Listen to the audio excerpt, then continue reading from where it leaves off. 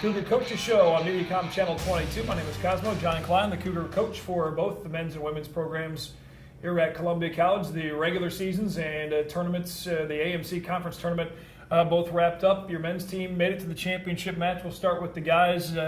Made it in, had a battle, had to win that match to move on to the national tournament. Came up short against Lindenwood Belleville. Talk a little bit about the match there.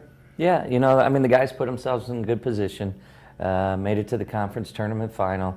Winner of that contest goes to the national tournament, and it played a real quality Lindenwood Belleville team. And Coach Hogan, who used to coach here at Columbia, he had those boys prepared, and they were excited. And we didn't have our best match. I think we made it 39 minutes before we conceded, and I thought if we could have got to halftime 0-0, we could have made an adjustment or two.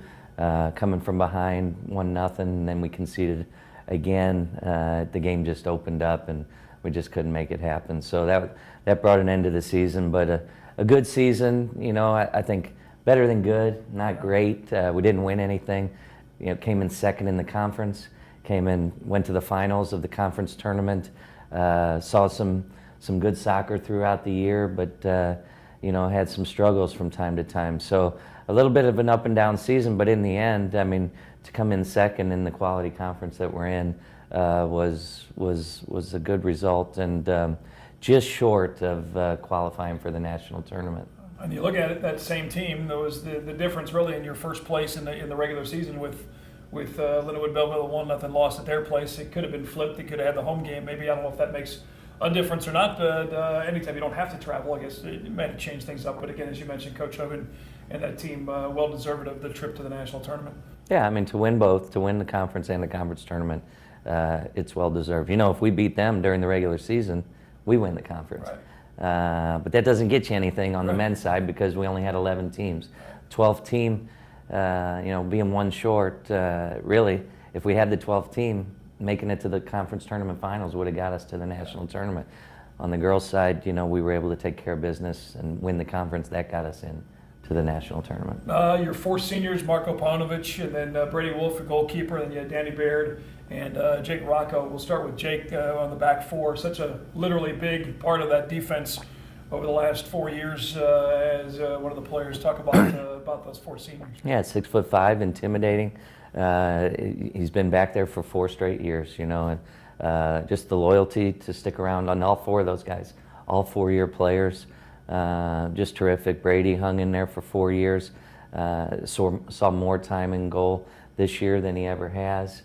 Marko Paunovic, big goal scorer over a 4-year career, and Danny Baird, who battled injuries throughout his career, but stayed true to the program, and can't thank those guys enough for hanging around for 4 years and making the impact that they did. And a good mix of some of the international player in Marko, and then with the 2 local kids too, with Brady and Danny from playing across town here at Rockbridge.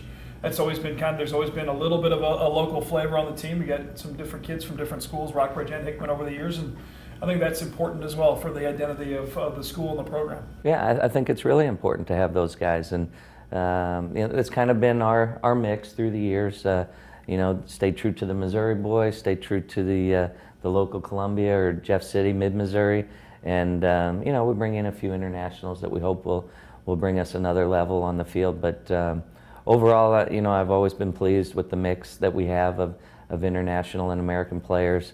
We're competing at a high level, still looking just to take that next step every year to get to the national tournament, and maybe one of these years sneak into a Final 8 or a Final 4. Who was your, if you look back on the men's team, who was your most improved player? Maybe not necessarily your MVP, but who was a player you saw maybe at a 4 or 5 level and they jumped way up?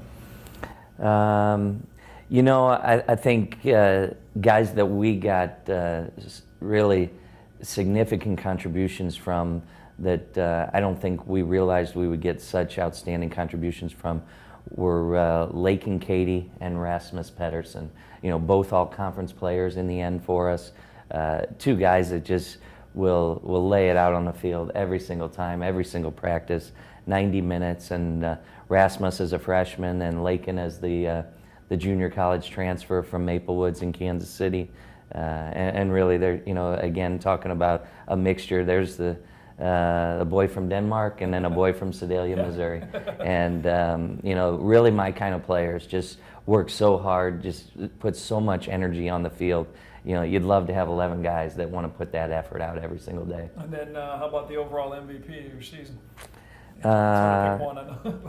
Yeah, it is. I mean, I think in the end, while statistics weren't outstanding, I mean, I think 1 goal and 5 or 6 assists for Rasmus. We felt like he was the star of the team. He touched the ball the most in the center of the midfield, moved it from side to side, played defense, offense. I think in the end, as a staff, we kind of felt like Rasmus maybe had the best season of any of the players on the team. It was certainly a story with his dad playing here years ago, and then you guys really only seeing him for the most part on video. But then I remember the story of a fitness test of him just blowing the doors off everybody on a 2-mile run, I think it was, and then before you knew it, he was on the field and taking things over. Yeah, I mean, and that probably helps him, just to have that level of fitness. I mean, he's a 90-minute player for us, and we'd love to see him here for 4 years. I don't know. We got to have team meetings and see if he's planning on sticking around. But really, I think made a major impact in our program, and hopefully enjoyed enough that he's thinking this is a good place to be. On the women's side, regular season conference champions, and as you mentioned, the big difference with 12 teams in the women's soccer programs in the AMC. The regular season champion punches a ticket to the national tournament, and then your conference tournament champion, if it's not the same team, also advances. Your regular season, just the 1 loss to Park, but good enough for that #1 seed and the automatic berth to the tournament, even though you slipped a little bit to Woods in the conference tournament. Still going to the national tournament for the second year and second time in the 3 years as a program. Yeah, I mean, I think it was an outstanding season for the girls. I mean, to lose, the group of players that we did, last year, Stephanie Hale, Player of the Year in the conference, Elise Castellanos, all conference, our center back. We lost Amanda Caldwell, lost Erica, our goalkeeper from last year. So I think really, I mean, multiple players were returners, but there were just a lot of new players in that lineup. Yeah. Non-conference, we started out 0-4-1.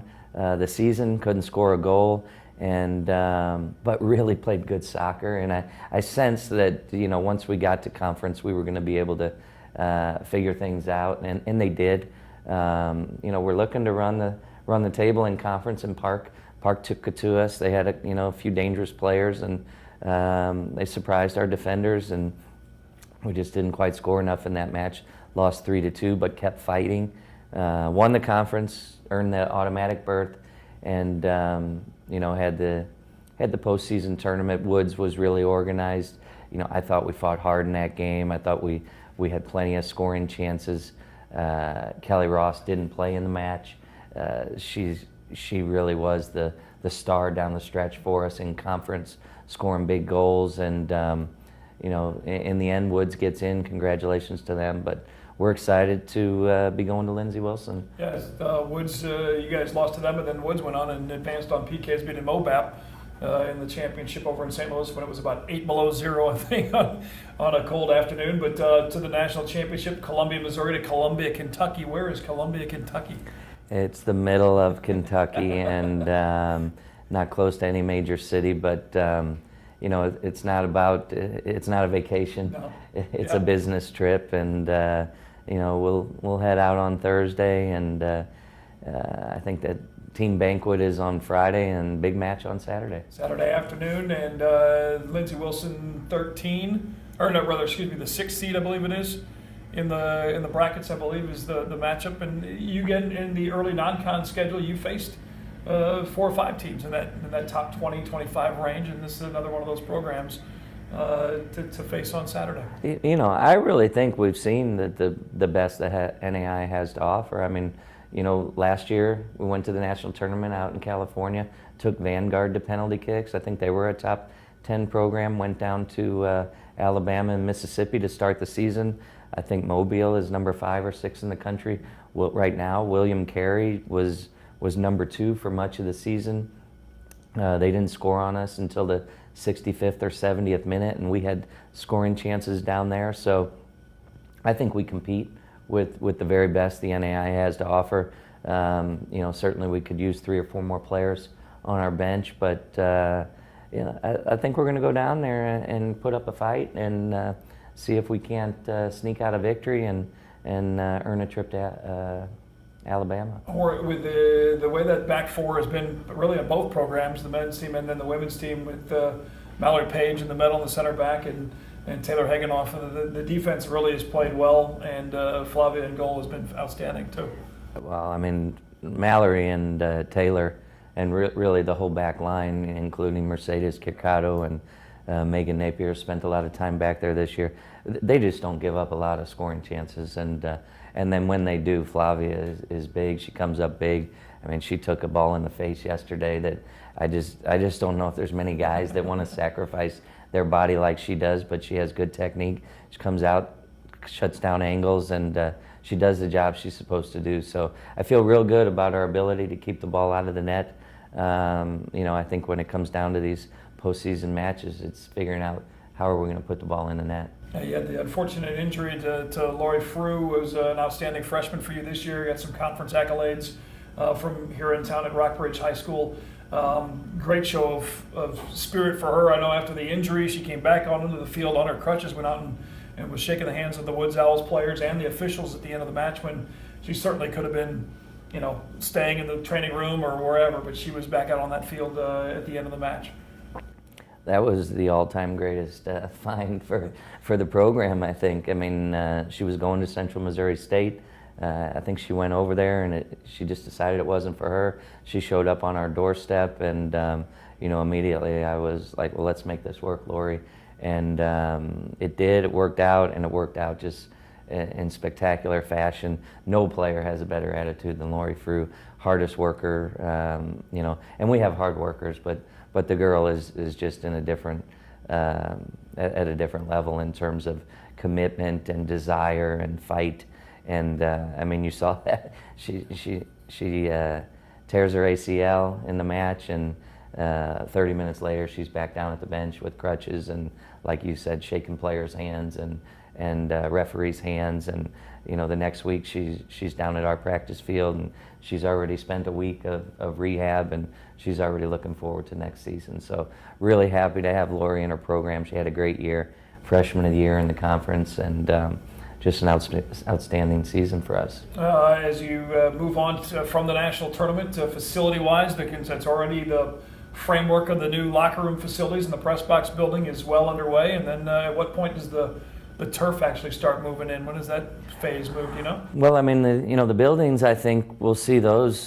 Things are moving fast now. I think the buildings, concession stand on the west side and the locker room on the east side, I would think that'll be done by January or February. And then the turf, I think they're just going to start digging that field up as soon as we're done. So, but I think the turf probably won't go in until March, April. And I think they expect everything to be done by June 1st. So it'll be a new scene down there for sure. It's already framed by the new science building, so it's really dramatic what's happened there over the years, and really exciting for the program to have locker rooms right down there, and to have a field that will be able to be used year round. I think we're going to get a great deal of use out of it. Well, good luck with the national tournament with the women on Saturday down in Columbia, Kentucky, and ColumbiaCougars.com. There's going to be links for you Cougar fans to be able to watch and listen to the match that way, and then hopefully a win, and you move on to the national tournament. Thank you, Cosmo. All right, Coach John Klein, Cougar coach of the men and women's soccer programs, again off to the national tournament for the ladies for the second consecutive season. Next up, again, Columbia Cougar soccer in the postseason here on ColumbiaCougars.com. Thanks for watching Cougar Coaches Show on Mediacom Channel 22.